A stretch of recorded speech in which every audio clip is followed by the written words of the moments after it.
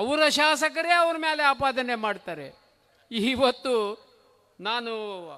ನನಗೀಗ 67 ವರ್ಷ, ಸುಮಾರು 40-50 ವರ್ಷ ಅನುಭವ ಐತೆ ನನಗೆ, ರಾಜಕೀಯದ್ದು ನೋಡ್ಕೊಂತ ಬಂದೀನಿ. ಒಬ್ಬ ಮುಖ್ಯಮಂತ್ರಿ ಇದ್ದಾಗ ಮುಖ್ಯಮಂತ್ರಿನ ಬಿಟ್ಟು ಯಾವುದೋ ಒಬ್ಬ ಪಕ್ಷದ ಪದಾಧಿಕಾರಿ ಬಂದು ಇಲ್ಲಿ ಸರ್ವೆ ಮಾಡ್ತಾನೆ ಅಂದರೆ ಈತಂದು ಎಷ್ಟು ಕಿಮ್ಮತ್ತಿರ್ತೈತೆ ಮುಖ್ಯಮಂತ್ರಿದು. ಸಿದ್ದರಾಮಯ್ಯನವರಿಗೆ ಕಿಮ್ಮತ್ತ ಇಲ್ಲ, ಅದ್ರ ಮೇಲೆ ಅನುಮಾನ ಬಂದ್ಬಿಟ್ಟೈತೆ. ಬ್ಯಾರೆದವ್ರನ್ನ ಕರೆಸಿ ಅವರೇ ಈಗ ವರ್ಕಿಂಗ್ ಚೀಫ್ ಮಿನಿಸ್ಟ್ರು, ಕೆಲಸ ಮಾಡೋ ಚೀಫ್ ಮಿನಿಸ್ಟ್ರು ಅವರು. ಈಗ MLAಗಳು ನಮಗೆ ಕೆಲಸ ಬೇಕಂತ ಇವ್ರ ಹತ್ರ ಹೋಗೋದಿಲ್ಲ, ಸಿದ್ದರಾಮಯ್ಯನವ್ರ ಹತ್ರ. ಅವ್ರು ಯಾರ್ರೀ ಪಾರ್ಟಿ?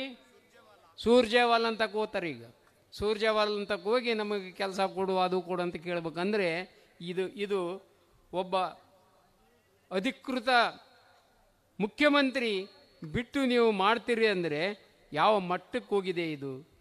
ಇದು ಸರಿಯಾದ ವ್ಯವಸ್ಥೆನಾ? ಪಾರ್ಲಿಮೆಂಟರಿ ಸಿಸ್ಟಮ್ಮ ಇದು?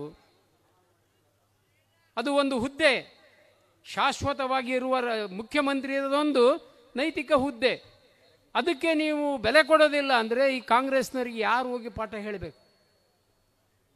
ಬರ್ತಾರೆ. ಈಗ ಮೊನ್ನೆ ಇಂಡಿಯಾಗೆ ಬಂದು ಇಂಡಿಯಾಗೆ ಒಂದು ದೊಡ್ಡ ಸಮಾವೇಶ ಮಾಡಿದ್ರು. ಇಲ್ಲೆಲ್ಲ ಅವರು ಒಂದು 50,000-60,000 ಮಂದಿನ ರೊಕ್ಕ ಕೊಟ್ಟು ಕರ್ಕೊಂಬಂದು ಕುಂದಿರ್ಸಿದ್ರು. ಈಗ ಹನುಮಂತಪ್ಪಣ್ಣ ಯಾರಿಗೂ ರೊಕ್ಕ ಕೊಟ್ಟಿಲ್ಲ, ಇದ್ರ ತುಂಬ ಸ್ಟೇಜಿನ ತುಂಬ ಬಂದು ಕುಂತೀರಿ ನೀವು ಸ್ವಂತ ಇಚ್ಛೆಯಿಂದ ಬಂದವರು, ಅವರು ಕರ್ಕೊಂಡು ಬಂದವರು ಅವ್ರ ಜೊತೆಗಿರ್ತಾರಂತ ಏನು ಗ್ಯಾರಂಟಿ ಇಲ್ಲ. ಈಗ ಇಲ್ಲೇನು ಬಂದಿರಲ್ಲ, ನೀವೆಲ್ಲರೂ ಹನುಮಂತಪ್ಪನ ಜೊತೆಗೆ ಇರ್ತೀರಿ ಅನ್ನೋದು ಗ್ಯಾರಂಟಿ ಐತಿ. ಈ ಬರೇ ಏನಾಗಿ ಹೋಗಿದೆ, ಸಿದ್ದರಾಮಯ್ಯ ಬಂದಾಗ್ಲಿಂದ ಮೊದಲನೇ ಸಲ ಬಂದ ಭಾಗ್ಯಗಳನ್ನು ಮಾಡಿದ, ಆ ಭಾಗ್ಯಗಳು ಮುಗಿಯೋದ್ರೊಳಗೆ ಈ ಸಲ ಬಂದ ಗ್ಯಾರಂಟಿಗಳನ್ನು ಹಿಡ್ಕೊಂಡು ಹೊಂಟಾರ. ಈ ಭಾಗ್ಯ ಗ್ಯಾರಂಟಿ ನಡುವೆ ಅಧಿಕಾರಿಗಳಿಗೆ ಸಂಬಳ ಕೊಡೋಕ್ಕೆ ದುಡ್ಡಿಲ್ಲ. ಇದು ಪರಿಸ್ಥಿತಿ. ಬಡ ಪಾಪ ಅವರು ಹೆಂಗೋ ಮಾಡ್ತಿದ್ರು ತೆಲಂಗಾಣದವರು.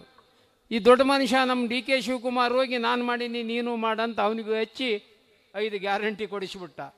ಈಗ ಅವನಿಗೆ ಗೊತ್ತಾಗೈತೆ, ಈಗ ಅವನು ಬಂದು ಹೇಳಕತ್ತಾನ ನನಗೆ ಮುಖ್ಯಮಂತ್ರಿ ಆಗತ್ತಾನ ಗೊತ್ತಿದ್ದಿಲ್ಲ ಈ ಪರಿಸ್ಥಿತಿ. ಈಗ ನಾನು ಅದನ್ನು ಕೊಟ್ಟರೆ ನನ್ನ ಅಧಿಕಾರಿಗಳಿಗೆ ಸಂಬಳ ಕೊಡೋದಕ್ಕೆ ನನ್ನ ಕೈಲಿ ಆಗೋದಿಲ್ಲ ಅಂತ ಯಾರು ತೆಲಂಗಾಣದ ಮುಖ್ಯಮಂತ್ರಿ ರೆಡ್ಡಿ ಹೇಳ್ತಾರೆ. ಇದು ಪರಿಸ್ಥಿತಿ. ಈಗ ಇವರು ಕೊಡಂಗಿಲ್ಲ ಅಂದ್ರೆ ಈಗ ಹೆಂಗಾಗಿದೆ ಅಂದ್ರೆ ಗಂಟಲಾಗಿ ಸಿಕ್ಕಂಡೈತೆ. ಕೊಡಂಗಿಲ್ಲ ಅಂದ್ರೂ ತ್ರಾಸೈತೆ, ಕೊಡ್ತೀನಿ ಅಂದ್ರೂ ತ್ರಾಸೈತಿ ಇವ್ರಿಗೆ.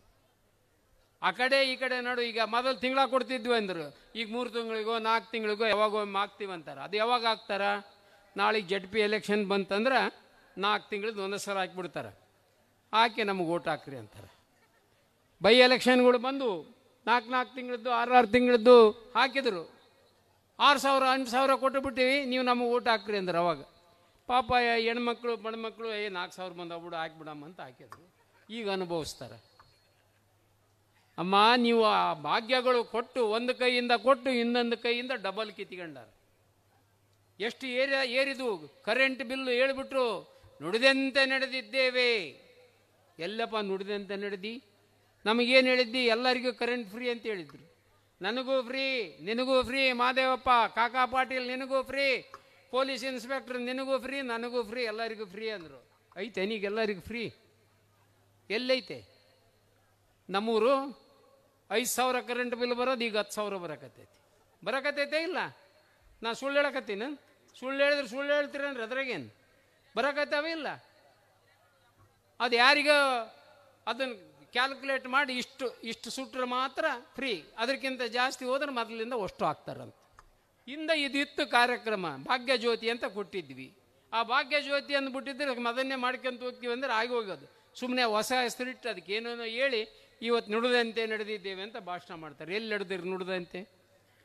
ಈಗ ನಮ್ಮದು ಹೆಂಗಾಗೈತಿ ರೀ ಪರಿಸ್ಥಿತಿ ಅಂದರೆ, ಮೂಗು ಕೊಟ್ಟವ್ರು ನಾವು ಮರೆತು ಬಿಡ್ತೀರಿ, ಮೂಗುತಿ ಕೊಟ್ಟವ್ರು ನೆನ್ಪಿಟ್ಕಂತೀರಿ. ಇದು ಆಗಬಾರ್ದು. ಇದು ದೇವೇಗೌಡರು ಕೊಟ್ಟ ಕೊಡುಗೆ.